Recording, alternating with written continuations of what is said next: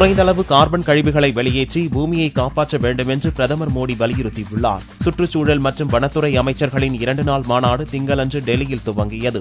இயற்கையுடன் ஒட்டி வாழ்ந்த பாரம்பரியம் கொண்டது இந்திய நாடு என்று கூறியவர், இயற்கையை பேணுவது தொடர்பாக நாம் விவாதிக்க வேண்டியது அவசியம் என்றார். குறைந்த அளவு கார்பன் கழிவுகளை வெளியேற்றி பூமிக்கு தொண்டாற்ற வேண்டும் என்றும் வலியுறுத்தினார்.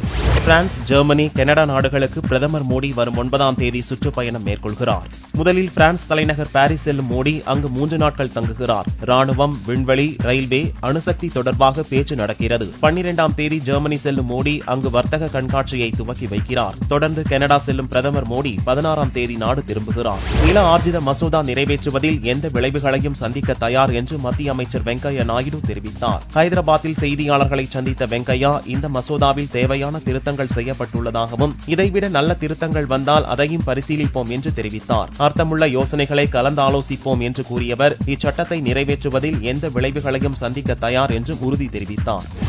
கருப்பு பண விவகாரம் தொடர்பாக வரும் 15ஆம் தேதிக்குள் புலனாய்வு குழு அறிக்கை சமர்ப்பிக்கப்படுகிறது. உச்சநீதிமன்ற உத்தரவுப்படி முன்னாள் நீதிபதிகள் MP ஷா, அரிஜித் பசாயத்தை கொண்டு சிறப்பு புலனாய்வு குழு அமைக்கப்பட்டது. 11 பேரை கொண்ட இக்குழு 2 முறை கூடி முழுமையான அறிக்கையை தயாரித்துள்ளது. இதுவரை எடுக்கப்பட்ட அறிக்கை தொடர்பாக வரும் 15ஆம் தேதிக்குள் உச்சநீதிமன்றத்தில் அறிக்கை சமர்ப்பிக்கப்பட உள்ளது.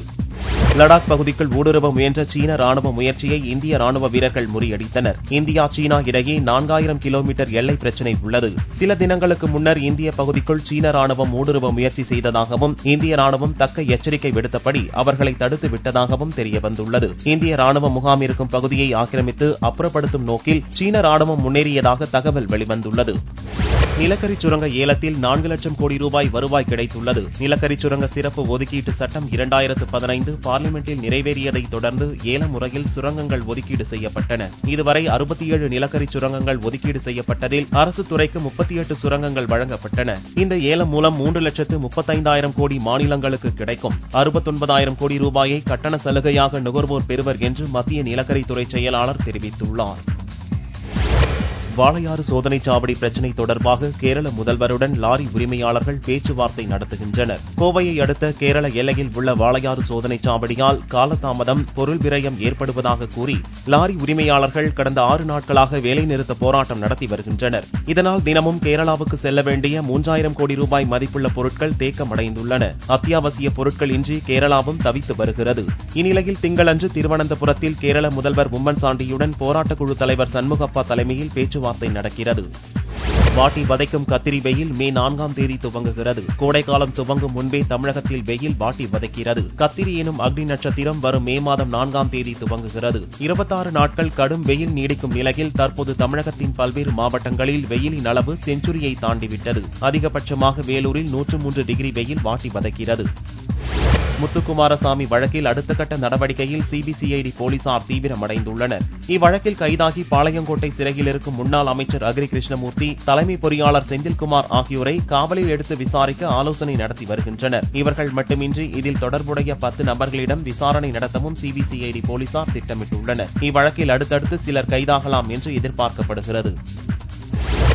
முத்துக்குமாரசாமி வழக்கில் அக்ரி கிருஷ்ணமூர்த்தி கைது மட்டும் போதாது, சிபிஐ விசாரணை வேண்டும் என்று எதிர்க்கட்சிகள் வலியுறுத்தியுள்ளன. திமுக பொருளாளர் ஸ்டாலின் தனது பேஸ்புக் பக்கத்தில் நேர்மையான அதிகாரியின் உயிரை பறித்த இந்த ஊழலில் அனைவரையும் சட்டத்தின் முன் நிறுத்த சிபிஐ விசாரணை வேண்டும் என்று வலியுறுத்தியுள்ளார். பாமக நிறுவனர் ராமதாஸ், காங்கிரஸ் தலைவர் இளங்கோவன், பாரதிய ஜனதா தலைவர் தமிழிசை, மதிமுக பொதுச் செயலாளர் வைகோ, மார்க்சிஸ்ட் மற்றும் ஆம் ஆத்மி கட்சிகளும் சிபிஐ விசாரணைக்கு வலியுறுத்தியுள்ளன.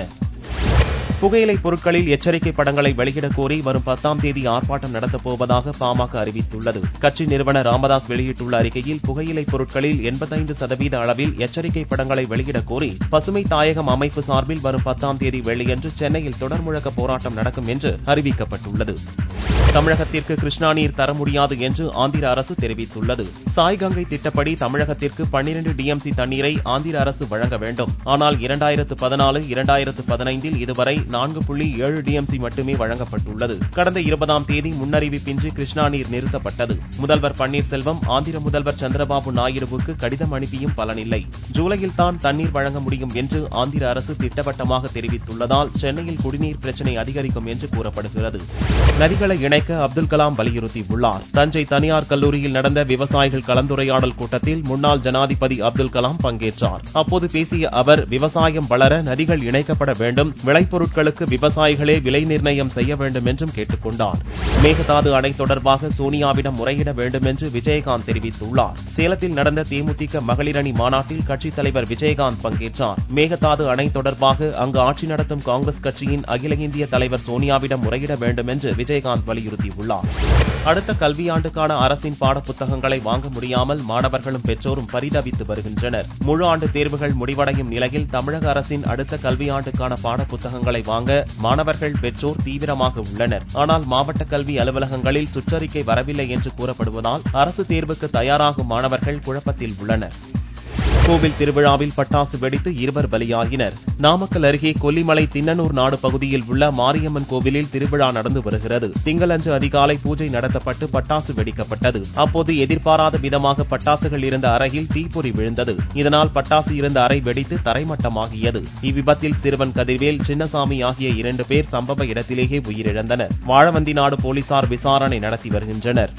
அதிக அளவிலான பக்தர்களின் வருகையால் திருப்பதியில் VIP தரிசனம் ரத்து செய்யப்பட்டுள்ளது. தொடர் விடுமுறை காரணமாக திருமலை திருப்பதியில் பக்தர்கள் கூட்டம் அதிக அளவில் காணப்பட்டது. சந்திர கிரகணம் காரணமாக 9 மணி நேரம் நடை சாத்தப்பட்டதாலும் பக்தர்கள் பல மணி நேரம் காத்திருந்து சுவாமி தரிசனம் செய்தனர். கட்டுக்கடங்காத கூட்டத்தை கட்டுப்படுத்தி அனுப்பும் வகையில் ஞாயிறு மற்றும் திங்கட்கிழமைகளில் VIP தரிசனத்தை தேவஸ்தானம் ரத்து செய்துள்ளது.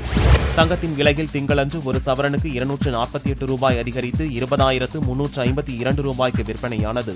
1 கிராம் ஆபரண தங்கம் 2,544 ரூபாயாக இருந்தது. வெள்ளியின் விலை 1 கிராமுக்கு 20 காசுகள் குறைந்து 41 ரூபாய்க்கு விற்பனையானது. பார் வெள்ளியின் விலை 38,315 ரூபாயாக இருந்தது. தனது அடுத்த படமான எலியை பார்த்தால் சர்க்கரை, ரத்த கொதிப்பு குறைந்துவிடும் என்று கதாநாயகன் வடிவேலு தெரிவித்துள்ளார். தெனாலிராமன் இயக்கிய யுவராஜ் மீண்டும் வடிவேலு கூட்டணியில் எலி படம் தயாராகி வருகிறது. இதற்காக தனி வலைதள பக்கத்தை சிட்டி சினி கிரியேஷன் நிறுவனம் துவக்கியுள்ளது. இதை துவக்கி வைத்த நடிகர் வடிவேலு தனது எலி படம் டிராவல் பண்ணாத ரூட்டே கிடையாது என்று தெரிவித்துள்ளார். பேஸ்புக், ட்விட்டரில் எலியை பின்பற்றினால் ரத்த கொதிப்பு, சர்க்கரையின் அளவு குறைந்துவிடும் என்றும் வடிவேலு நம்பிக்கை தெரிவித்தார். உருமீனுக்காக காத்திருப்பதாக நடிகர் பாபி சிம்ஹா தெரிவித்துள்ளார். ஜிகர்தண்டா திரைப்படத்தில் நடித்ததற்காக தேசிய விருது பெற்ற நடிகர் பாபி சிம்ஹா தற்போது உருமீன் என்ற படத்தில் கதாநாயகனாக நடித்துள்ளார். இப்படத்தை மிகவும் எதிர்பார்ப்பதாக அவர் கூறினார். உருமீன் ஒரு த்ரில்லர் ஆக்ஷன், ஒரு குட்டி ஃபேண்டசி இருக்கிற ஒரு படம். பக்கா என்டர்டெய்னரா இருக்கும். கண்டிப்பா டெக்னிக்கல் பாத்தீங்கன்னா ரவியோட விஷுவல்ஸ் ஆகட்டும், அச்சோட மியூசிக் வேற லெவல்ல இருக்குங்க. அச்சு சாங்ஸ் ஆகட்டும், எல்லாமே சவுண்டிங்ஸே வேற லெவல்ல இருக்கு.